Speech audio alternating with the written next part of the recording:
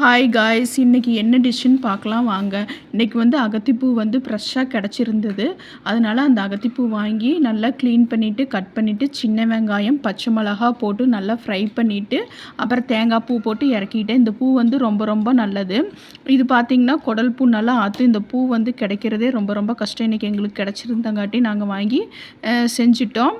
அப்புறம் இதுக்கு வந்து பார்த்திங்கன்னா பெரிய வெங்காயத்தை விட சின்ன வெங்காயம் போட்டு தாளித்தா டேஸ்ட்டு வந்து நல்லாயிருக்கும்.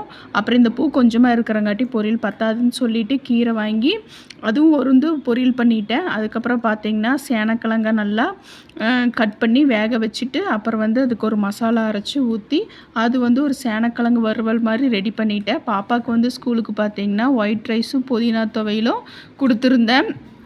அதெல்லாம் முடிச்சுட்டு அப்புறம் பார்த்தீங்கன்னா நாங்களும் லஞ்சுக்கெல்லாம் வேணுங்கிறதெல்லாம் எடுத்து வச்சுட்டோம். ஓகே காய்ஸ், இந்த வீடியோ உங்களுக்கு பிடிச்சிருந்ததுன்னா லைக், ஷேர், சப்ஸ்கிரைப், ஃபாலோ எல்லாருமே பண்ணிடுங்க. ஓகே, பாய்.